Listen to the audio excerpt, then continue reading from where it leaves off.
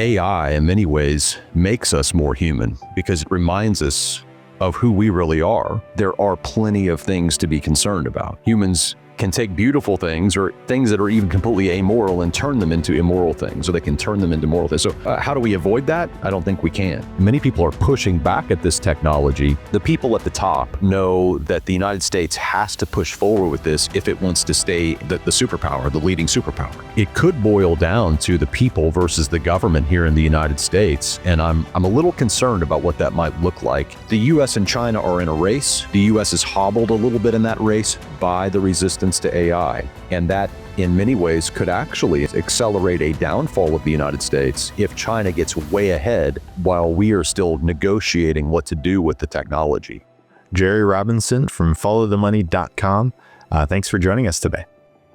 Great to be here. Thanks. Good to see you again, Elijah. Well, it's great to see you again, Jerry. You recently had a very interesting podcast on AI, and it's interesting how probably all our viewers out there are hearing a lot about AI nowadays. The last time we talked to you, AI wasn't much of a thing, but now it's really exploding, and it seems to be impacting our lives in ways we weren't expecting.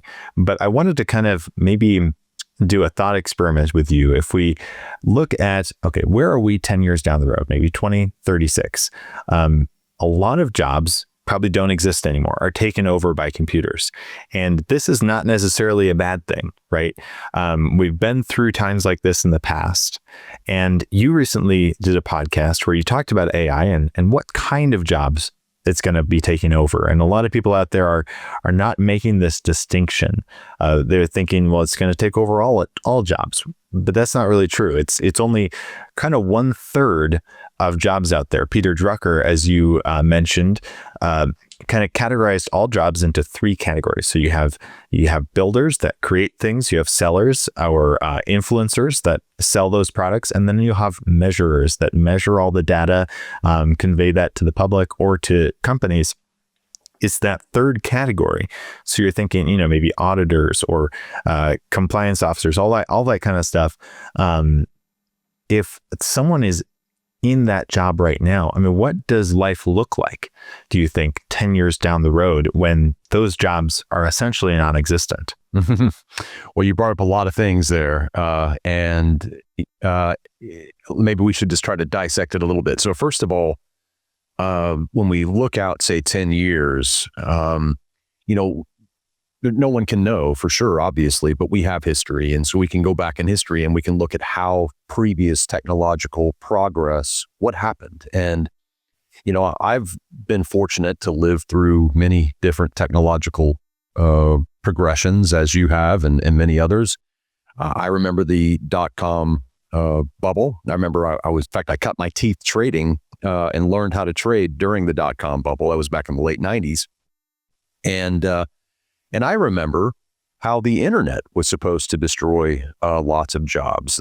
I remember hearing that when the internet was rising, and Amazon.com and all of pets.com and eBay.com, the mention or the idea was that there was not going to be any more brick and mortar retailers. Like, they were just going to go out of, who in the world was going to start a store whenever you could just have a website? I mean, why in the world would you get up and get in a car, drive to a store? Of course, the people working there weren't going to have jobs anymore. Plus, the real estate market was going to be annihilated because there would no longer be a demand for retail outlets, right? So this was an actual talking point, and it actually caused a lot of frustration and fear and concern. And then, of course, we can go back, though. That's something we lived through. We could probably think of others as well, like the advent of even the advent of email. Whenever email came around, the idea that the post office was just going to be now redundant, unnecessary, maybe only for those really important things, but everything would be sent by email. Today, we have more postal demand probably than we ever have because of the internet, ironically. So anyway, but if we go back even further, Elijah, just think about different because this is how we answer the question. We answer the question by saying, what's happened before? Go back to the time whenever the locomotive, the steam locomotive, was invented, and the railroads were crossing the country, and they were being built out. this was a very, very scary time for people. When the Model T came along, right? This was considered a death trap. Whenever electricity started being brought into people's homes, many people, and a lot of people said, I do not want that electricity wire coming into my house and burning down my house and killing me. This is insane. We have to stop the advance of technology. It's getting too crazy. They want to put electricity into our houses, and certainly this is going to be a disaster. So when you look back, you'll typically see when technical progression, or when you have technical progress, you always have fear, right? There's lots of fear, and then usually narratives that pop up that are kind of the birthing of that fear. And so today, what the idea is that, well, with AI being so smart, and it's able to do this and it's able to do that, then basically people won't be needed for jobs anymore. And so there's just a really broad fear. And I would say that, yes, obviously jobs are going to disappear. I mean, there are things before the internet that the internet got rid of. There's jobs that existed before that we would say, yeah, those jobs either changed or they just, and we can go back through history and see that over and over again. So I don't think that, every job's going to disappear. I think that every job is probably going to slightly change, right? That's the way I'm looking at it. So it's going to eliminate some tasks. AI is certainly going to eliminate some tasks, but overall, and it's going to reshape many jobs and careers. But, it's also going to create entirely new forms of work that, we don't really know about right now. We're going to learn. And so that when you talk about 10 years, you brought up the very interesting thing. Matthew Prince, who's the CEO of Cloudflare. My mind went blank for a second. But anyway, Matthew Prince, the CEO of Cloudflare, it's a company that I'm invested in. He wrote an op-ed for the Wall Street Journal about a month ago. They made news whenever they laid off 20% of their workforce because of AI. They said it's because of AI. And so it kind of fed into this fear of, okay, AI is taking our jobs. Look at this big company. They're laying off workers because of AI.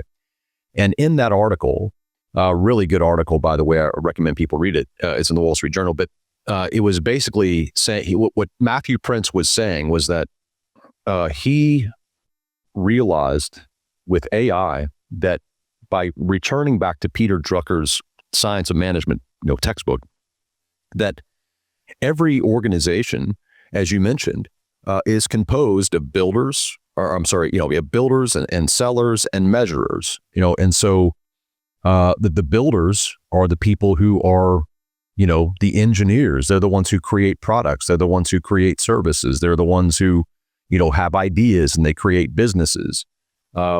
Now, AI is going to make them faster. It's going to make them more productive. But, the creativity and the judgment that's required on that aspect, the problem solving, a lot of that is still going to be dependent upon the individual. We need humans, even in the age of AI. And then you have sellers. And the sellers, of course, are those who take what the builders have done and they go out and they sell it. As you mentioned, influencers are kind of the modern day, marketing department for many companies. But they connect value with people. They build trust. They build relationships. And again, AI just doesn't really do that. So the builders and the sellers, according to Matthew Prince, he says these two are who are going to excel in this AI age. The people who are creating products, the people who are building, the people who are selling what's being built. These are indispensable things in the age of AI. And he said he didn't lay off anybody in his company who was a builder or a seller. That leaves the third group that you brought up. And that third group is what Peter Drucker calls measurers. And the measurer is everything else in a company, right? So if you're not building or creating a product, or if you're not busy selling that product, well, then what are you? Well, you might be measuring the effects of the builders. You might be measuring the success of the sellers. You might be measuring the finances of the entire business. You might be, measuring the compliance efforts or whatever. They're analyzing, they're documenting, they're doing everything but building and selling. And what Matthew Prince said was that when he went to lay off people in his company, 20% of his company, they were all measurers, every single one of them. And he said, this is what AI is doing. And so, you think about measurers, you say, well, that would include guys like accountants, right? Attorneys, as you mentioned, compliance officers, people who monitor or report or analyze. I mean, all of these jobs, this is what AI is coming for. And so AI really measures well. So if you're in a job that is not a builder or a seller, and you're in a role that's what we would call a measurer, then your very best thing that you can do is not run for the hills and change your career necessarily, but to realize that the measurers who are going to succeed in the future are going to be able to be really good with AI. So they're going to be using AI. So I don't fear a world where people no longer have jobs. I don't think that's the issue. I think what happens is the people who don't have jobs are going to be the people who don't know how to improve their efficiency with AI. They're not going to be able to use it and augment it in their roles, in their careers. And that's going to leave them. It's the same way. Imagine, Elijah, somebody, back in 2002 or 1997 or whatever, who's like, email, this company will never use email. Like, that's completely absurd. We only use, snail mail, or maybe there was a company that said, we're never going to use smartphones and we're never going to develop an app for our company because this is all insane and it's a fad. So these companies would be completely irrelevant, and the workers who had that attitude would also be irrelevant. So that's where we're at today. We have a choice. We can either adapt, and adopt, or we can go the way of the past. And I think that's what's happening. And that's always fearful. It's always, it's always concerning. There's always lots of scary narratives around it. But I think in the end, I'm actually very positive about it all. But we can probably get into that in a bit. But yeah, I don't think the measurers simply vanish. Their roles just simply move towards interpretation. They're using their judgment. They're augmenting their role with AI, and they're becoming much more efficient. It is interesting because I think this is, I guess, getting into a little philosophy here, or even like theology of the human person. But if measuring is distinctly what AI does, and building and selling, or those interpersonal relationships between buyer and seller, if that's distinctly what humans do, I mean, I think some people might push back and say, well, AI can do it all, right? You can create images, you can create videos, you can create all these other things with AI. So can't they be the builders? Can't AI, eventually talk to people on the phone? Can't they be the sellers? But I think some people maybe even the term AI, artificial intelligence, some people have pushed back on that and saying it's not real intelligence. It's not actually understanding the fundamental concepts that we understand as humans, right? It's not distinctly the human kind of understanding. It's sort of like intelligence mimicry, where it seems like it's intelligent, but at the end of the day, it's not like the AI is conscious. It's not like the AI is actually understanding in the same way that humans do. So I guess maybe diving deeper into this, what is it in your view that makes humans distinctly human, and how does that relate to how AI is not going to be taking all of our jobs? Yeah, well, that's the beauty. That's the beauty of it all, is that AI in many ways makes us more human because it reminds us of who we really are. If it turns out that a vehicle can take us from point A to point B better than we can, we might look at ourselves and say, well, hey, we have legs. We can walk. It's a human thing to go walk to the store. And we've been doing it for 5,000 years. And maybe we use a horse, but we certainly wouldn't use a Model T. This would be absurd. That would be a machine. The machine may be able to go faster than us, but we don't know if that's safe. Maybe we shouldn't go that fast. And so we're just going to walk because it's human to walk. Well, if we all did that today, we would probably realize that that would be silly. We obviously use machines that have an advantage over us that we make to help us. And that's the point of AI. And so with vehicles, for example, with transportation, we're able to expand our humanness, our humanity, and get more accomplished. And it doesn't demean us. It doesn't diminish us that we're in a vehicle to do that, even though we're leveraging machines. And these machines are doing something that we could do. They're just doing it so much faster. And so it doesn't diminish our humanity. And I think that's the same way, that's not the perfect example, and it's just one example. We could give many, but the point is that I'm not so concerned. I don't think the danger is merely that machines are going to become human. I think even going back to the Pope's recent encyclical, I think the thing that he was pointing out, the danger is that we humans become like machines. And what we mean by that is that we simply are, the technology degrades us and it removes the inner value that we have. And this is a threat from big corporations. Big corporations do want maximum efficiency. And so they can view the world in kind of a psychopathic way because it's all driven by profit. And I think that's what what the Pope is saying. Now, as far as what I think, humanness is, I think we're learning that. I think this is a beautiful time because we're actually beginning to learn, wait a minute, maybe that activity that we've been doing, maybe that's not actually the very best use of our time. And this is really getting to the point where I think, why I'm positive or optimistic about the future. When you look at, say, the information that we can get from AI, well, that's not wisdom, right? That's not wisdom. It's just information. Wisdom is what a human has, the AI may be able to make a prediction, right? But we have moral judgment. AI doesn't have moral judgment. Doesn't even know what that means. So it doesn't. That doesn't compute for AI. The AI can optimize whatever you want it to optimize. It can do all kinds of great things, but it can't love you.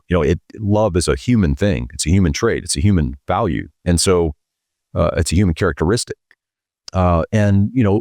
Obviously, AI may be smarter than me, but it doesn't have better character than me. Character is something that I have. I'm a human being. And so the point is that AI can actually be leveraged to help us actually become even more human. Because many of these things that we do at the fundamental level are things that we could actually outsource to AI, and we could actually spend more time doing human activities as opposed to doing measuring activities. Or things, and not all measuring, by the way, is not human. I'm not saying that, but anything that the AI is able to come in and augment and give us more free time, give us the ability to pursue even more things that are congruent with and aligned with our humanity, then I think that's a good thing. And so the way that I would look at it would be something like this.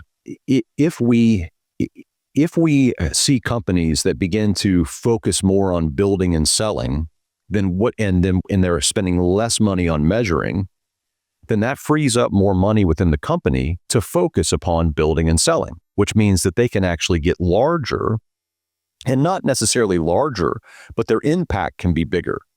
And so therefore there's supposedly more money, right? There's more money in that kind of economy. And people are doing more human things in that economy, and they're leveraging machines, leveraging machine learning, leveraging into artificial intelligence to accomplish that. So I would imagine in the next 10 years, a lot of companies will have figured out how to optimize their businesses. Not all. In fact, this will be a long, probably drawn out period. It took many years for people even to get a website, Elijah. Remember when the internet came out? And then people were finally getting around, like, oh, I'll start a blog or something. They didn't know what to do. And then, of course, even with smartphones and apps, I mean, it's, a lot of companies, it's just not something that it's just going to happen overnight. It's going to be a slow progression. It feels like it's happening overnight, but it's going to be a slow progression. And 10 years from now, many businesses, not all, but many businesses will have become much more prosperous because they won't literally be in maintenance mode anymore.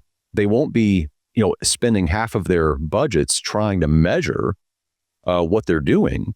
They'll be able to have much more efficient budgets to be able to focus more on building and more focused on selling. And so theoretically, you're going to have, more prosperous economy from that perspective. Now, again, you think about the people who lose their jobs in that situation, and you say, well, how is it going to be more prosperous? Well, it's the same thing. One of the things we also have to say about the next 10 years is that I would suspect we're going to see a lot of new job roles or career paths that you and I can't even imagine right now. Like right now, you and I may think, well, maybe there'll be this, maybe there'll be that career. But there'll be new career paths in the next 10 years that you and I can't even dream of right now. And that's what I think is going to happen. So yes, some jobs will be eliminated. Some jobs will be reimagined. But then whole new other job paths and careers will open up. And I think this is that great frontier that I'm seeing, is that we really are entering into an era where we can have more prosperity. We can have a greater impact upon the world, and we can even be more human by reimagining what it means to run a business. And I think that's where we're at. It's an exciting and scary time, and there's plenty of pros and cons to it all, just as there is with every other technological advancement. I mean, if we could go back to the time where the train was being introduced and people were trying to, get it spread out across the country, you and I might be having a similar debate. It was that transformative. The train was literally that transformative to the country. And so if you and I were sitting around, we might be like, hey, I don't know, this train thing. I mean, it may work out. It may destroy, so many things. And in fact, the train did destroy jobs. So did the automobile, right? So, but that didn't mean that it didn't make us better off. We're not lesser off now because we lost those jobs. We're better off because we have trains. We're not lesser off because we lost jobs from the Model T. We're better off because we have the Model T. So, but at the time, it may not feel that way to everybody. I think you highlight something really important here, because we've seen this with other forms of technology where there's this emphasis on productivity. There might be an emphasis on kind of entertainment. And you look at the smartphone, right, where so many of, I guess, so many people of all generations, but especially the youngest generation here, are just addicted to their smartphones. And there's a lot of good that come from smartphones, but there's, just based on fallen human nature, we can fall into these negative tendencies of just kind of focusing in on ourselves and have technology separate us from other people. And I think a fear is that same sort of thing could happen with AI. You mentioned how we can use it in a proper way, and we can, augment it to our life so that we can focus on what is more distinctly human. And I think one of the very optimistic views that I've heard is that people will, there's going to be, and there already is, such a flood of AI entertainment, AI videos, for example, on YouTube, AI music, right? That people seek out the more genuine entertainment, for example, like going to an orchestra or reading a book from, maybe Socrates or Plato from thousands of years ago, where they want something that is distinctly human. And there's this premium on human creativity, genuine human creativity. And I think that's a positive way to look at it. But there's also big traps I feel like people can get sucked into, right? Which is making ChatGPT like your therapist or something like that. What is your perspective on that? How do we avoid those kinds of pitfalls and focus more on really, as you mentioned, virtue, but what is distinctly human about us? Let's think about that for a minute. The idea here is that AI could be used for very bad things. That's what's happened with the internet. I mean, if you look at the internet, and if you look at the number one sites, get past the PG ratings, and go to the actual just, mature ratings and say, now, what is the internet really used for, Elijah? What's it really used for? And you'll find that the internet is used for some pretty terrible things. Okay, pretty terrible things. And so there's porn and all kinds of sadistic things, and the dark web. That is a huge part of the internet. Okay, that's a huge part of the internet. Now, you're making a great point, because the internet can be used, right, to elevate our humanity or to degrade humanity, and both are happening right now. And so that's not something that's not a needless fear. That's not a inconsequential fear that you're talking about. That's a real fear. When it comes to AI, one of my greatest concerns is what militaries do with it. To me, I think AI can be a great tool, it can be an amazing tool, but it could also be a devastating tool. And just like we've talked about with the internet or other technologies for that matter. So yes, the concern is with me is that AI is used by rogue elements around the world, or various networks around the world, or quite frankly, just our own military in some sort of heinous and inhumane way against our enemies. And so AI, there are plenty of things to be concerned about. I certainly don't want anyone hearing me to think that there's not concerns, because humans just do that. Humans can take beautiful things or things that are even completely amoral and turn them into immoral things, or they can turn them into moral things. So now, how do we avoid that? I mean, I don't know we can. I don't think we can. You and I can't push a button and stop it. It's part of humanity. It's part of us. And we just tend to do that. So, but as far as, that changing the fact that we could still have good out of this, I don't think that changes it. Just like the internet being used for bad things doesn't mean that we can't use it for good purposes like we are right now. So, yeah, I think you're absolutely right to be concerned about what it could become. I think that we already have plenty of examples of it now, and I think we'll have plenty of examples of it in the future, things we shouldn't do with AI, but that we do anyway. And right now, we really don't have a lot of guardrails around AI. And I think that's probably one way to do it. But even then again, guardrails they can be violated. And so, but having that discussion, those hard discussions, and really trying to create some sort of, consensus on what AI can be used for, what it shouldn't be used for, and getting some sort of agreement. I mean, I think that's very, very needed. I don't have a Pollyannish view towards it. I just simply see it as a new technology that, yes, will be used for bad things, and yes, will be used for good things, but overall will be like previous technological progressions, that in the end, it actually made us more efficient. It actually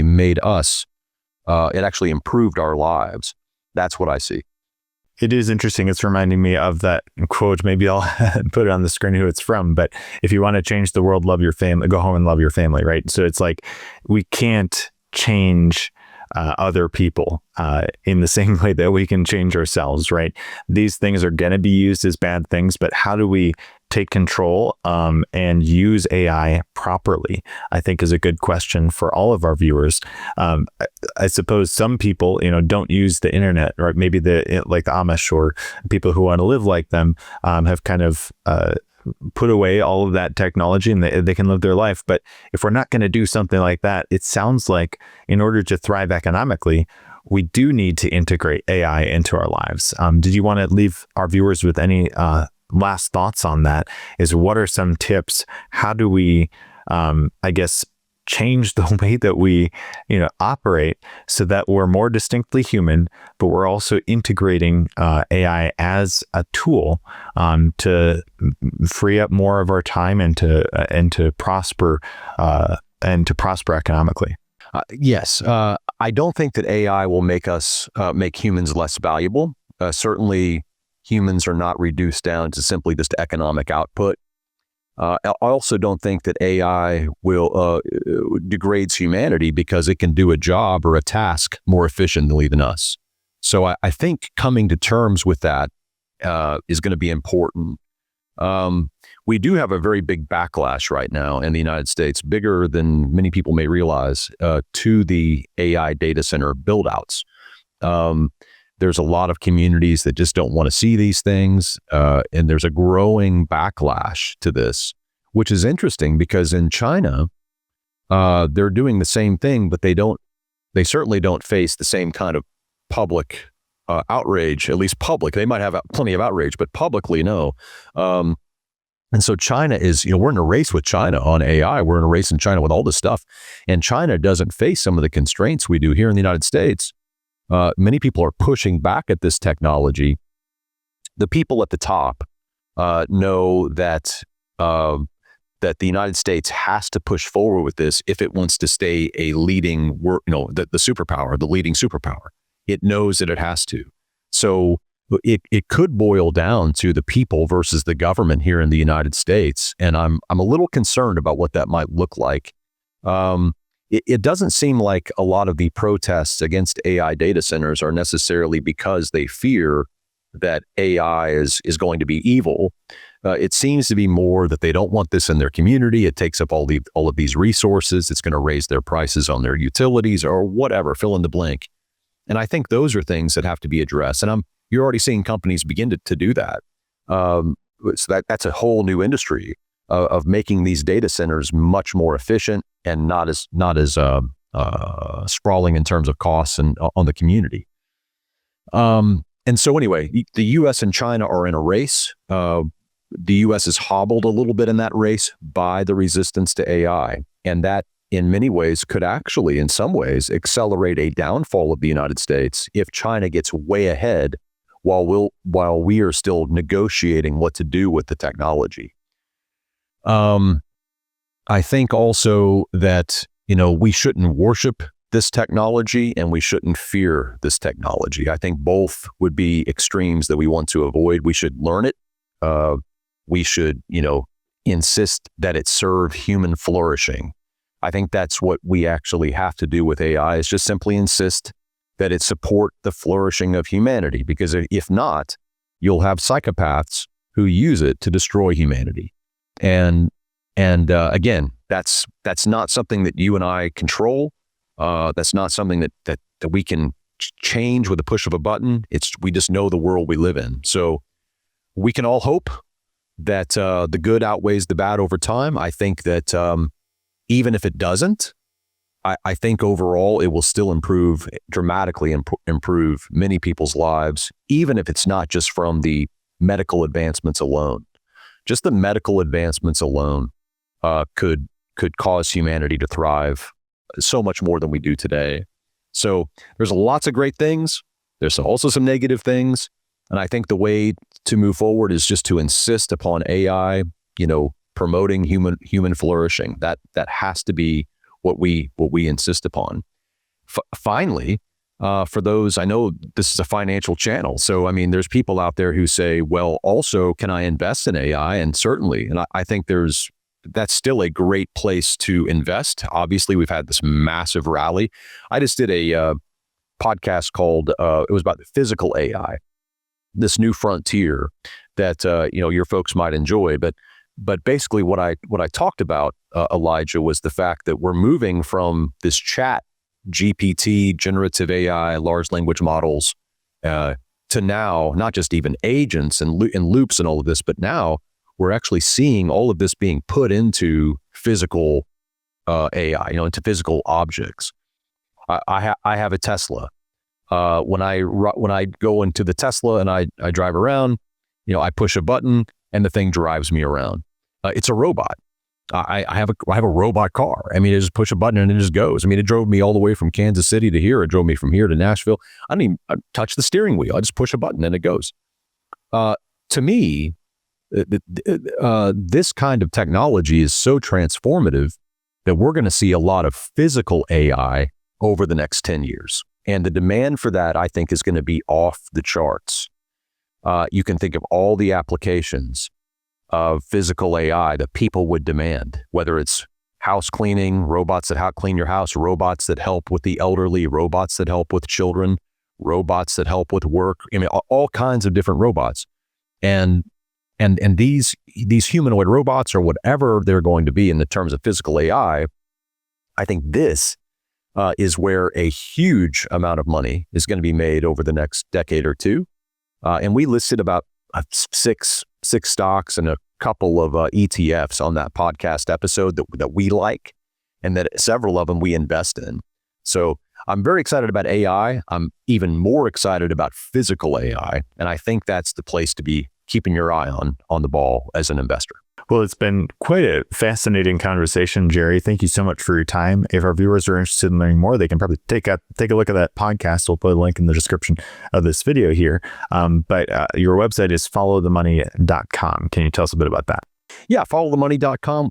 We launched it. Gosh, Elijah, we've been doing this for a long time, haven't we? You've been doing it for a long time as well. We launched it in 2010. We run one of the longest running personal finance podcasts on planet Earth. It's called Follow the Money Radio.